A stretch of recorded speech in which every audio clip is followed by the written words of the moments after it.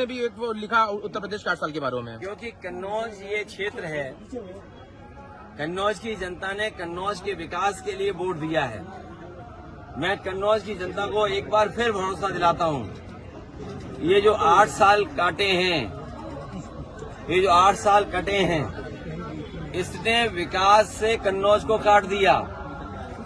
ये जो 8 साल की उपलब्धि गिना बता रहे हैं, इतनी लूट, इतना भ्रष्टाचार कभी नहीं हुआ कि जब 8 साल पूरे हुए तो उत्तर प्रदेश की पुलिस को ही अपने आईएएस को पकड़ने के लिए भेजना पड़ रहा है, उसके खिलाफ एफआईआर लगानी पड़ रही है।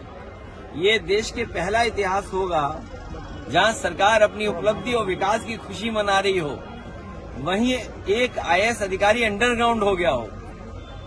और पहली सरकार है जिसके विधायक खुल के कह रहे हैं हमें बदलाव चाहिए, और एक विधायक तो जो बिल्कुल दिल्ली के करीब हैं, वो कह रहे हैं कि अगर अधिकारियों ने माँ का दूध किया, माँ का दूध नहीं कुछ और बताया उन्होंने कि दूध पिया हो, क्योंकि हमारे जो आम जनभाषा में यही कुछ इस तरह की बात रहती है। अब मुझे नहीं समझ में आ रहा कि वो विधायक किस तरह की चेतावनी दे रहे थे।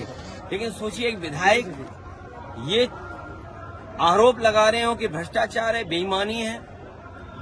दूसरा विधायक और आगे जा रहा है, वो कह रहा है कि हमारे बाबा जी को अब जरूरत नहीं उत्तर प्रदेश की, उन्हें यहां से तो उत्तर प्रदेश से भेज देना चाहिए। तो सोचिए, विधायक ही ये बात कह रहे हैं। और एक विधायक का मैंने अभी वीडियो सुना है बस्ती के, वो कह रहे थे कि इतना भ्रष्टाचार पुलिस का कभी नहीं देखा जितना उन्हें देखने को मिल रहा है। लूट मची हुई सरकार में, सोचिए, तहसील थाने की लूट, जिससे आम जनता को तकलीफ और परेशानी है। इसलिए जो 8 साल का नारा दे रहे हैं, इनके सामने इतने सवाल हैं जिसका वो जवाब नहीं देना चाहते, तभी प्रेस के लोगों से बात ही नहीं करते हैं।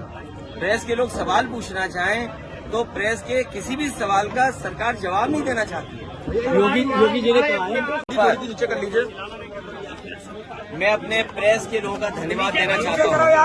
हेलो, लाइव फ्रेम मिल रहा है, जहाँ कन्नौज की धरती पर जी इतना पवित्र आयोजन हो रहा है, ये हमारी वैदिक परंपराओं से जोड़ने के लिए हमारे महाराज रामदास जी और उनके साथ बहुत ही प्रतिष्ठित और हमारे सम्मानित आदरणीय करुणा शंकर जी और इनके साथ बड़ी संख्या में जो साधु संत और हमारी वैदिक परंपराओं पर और जो हमारी पौराणिक परंपराओं हैं, जिनका इस पवित्र धरती पर आयोजन कर रहे हैं, हमें उम्मीद है कि माई का इनके माध्यम से आशीर्वाद पूरे कन्नौज के लोगों को, पूरे प्रदेश के और देश के लोगों को आशीर्वाद के साथ साथ उनके जीवन का कल्याण भी होगा, उनको एक अच्छे रास्ते पे और धार्मिक रास्ते पे चलने का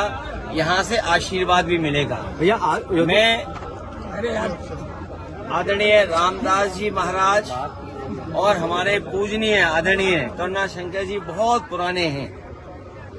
मुझे याद है कि जब मेरा पहला चुनाव था, उस समय भी इन्होंने जो पूजा और पूजा से संबंधित जो कार्यक्रम होते हैं, इन्होंने कराए थे, और उसका परिणाम ये हुआ था कि उस समय भी आशीर्वाद मिला था।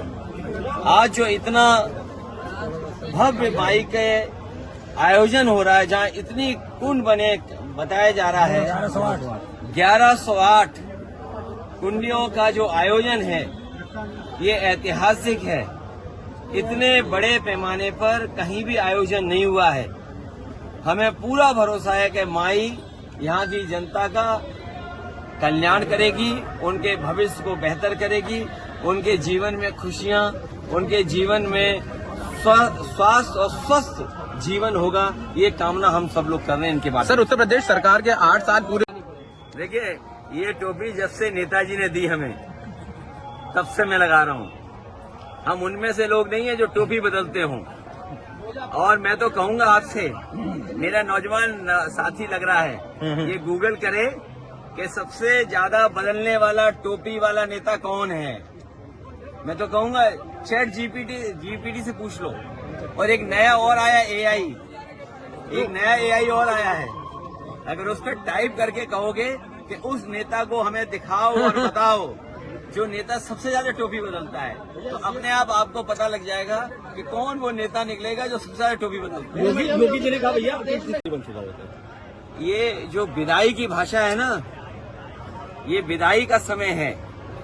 जनता ने मन बना लिया है कि ऐसी सरकार जिसने विकास रोका हो, जिसने तरक्की रोकी हो, जिसने नौकरी रोजगार रोका हो, जिसने महंगाई बढ़ाई हो, जिसने अन्याय किया हो, जिसने किसानों की दुख तकलीफ न समझी हो। सोचिए आप, किसान इस आस में बैठा था क्या उसकी आय दोगुनी होगी, किसी की आय दोगुनी नहीं हुई। और सरकार कह रही है कि हमने पर व्यक्ति आय बढ़ा दी। उनके जो आसपास रहते हैं, जो कहते हैं ना कि जमीन जब खरीदने जाए कि ब्लैक में कि व्हाइट में, मुझे ये लगता है कि सरकार के आसपास जो लोग हैं उनकी आय तो कई गुना बढ़ गई, लेकिन आम जनता की आय नहीं बढ़ी। और हमारे पत्रकार साथी बेहतर समझेंगे, कोरोना के समय जो आपकी कटौती हुई, जो आपके वेतन की कटौती हुई, वो आज भी पूरी नहीं हो पाई है। तो सोचिए, आय दोगुनी जब हमारे पत्रकारों की नहीं हो रही है तो किसानों की नहीं हुई, तो सरकार में जो आसपास रहते हैं मुख्यमंत्री जी, उनकी तो आय दोगुनी हो गई होगी। क्योंकि कभी 50 करोड़ रुपया पकड़ा जा रहा है, कभी आईएएस पे ये आरोप लग रहा है कि तुमने वसूली ज्यादा कर ली। वो वसूली का सवाल नहीं था, वो जो बंटवारे में झगड़ा होता है। अमूमन हम देखते हैं कि झगड़ा तब होता है जब बंटवारा ठीक से न हो। ये बंटवारा जो ठीक से नहीं हुआ, उसकी वजह से ये झगड़ा दिखाई दे रहा है।